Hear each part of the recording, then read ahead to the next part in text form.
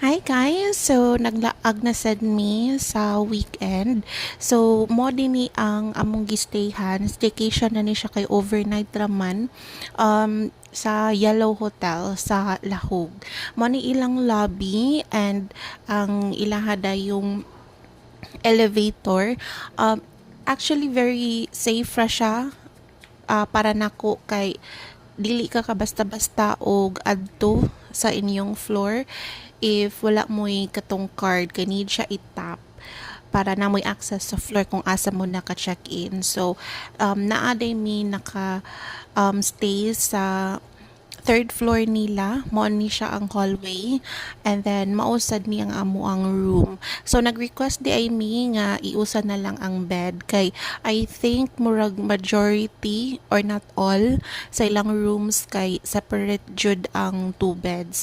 And then sa separate po di ay ang ilahang bath, shower and toilet, and then mo ni siya ang ilang shower room, and na at bang rapod kay ang ilahang sink. So not typical nga kanang sa tawag ani hotel, pero nindot raman po siya pagka setup, very efficient sa space. Nasa sila pa welcome, so I'm not sure if mo na dyan ni ang trend no sa mga hotels, pero katong nag overnight pud mi sa Radisson Blu na asad siya pa welcome sa TV. So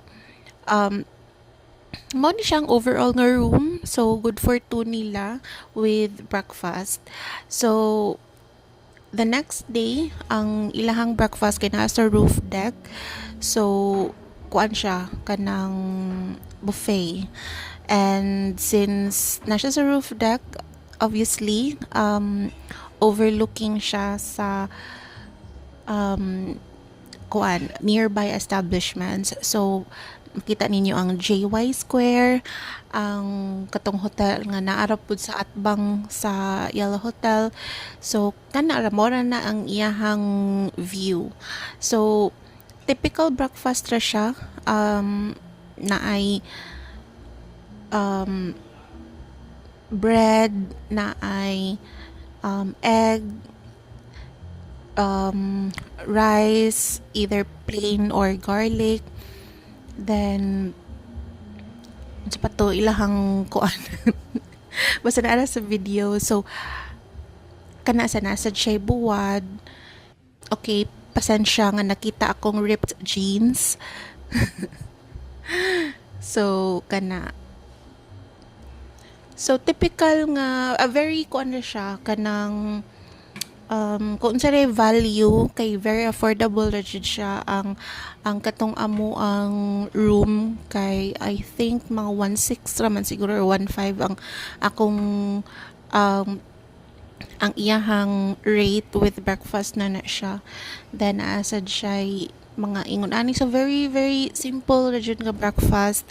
So kana lang, mo recommend ko ani niya kay affordable and kanang simple ra siya, wala siya mga laing ganap jud. So that would be all for this video, and thank you so much for watching.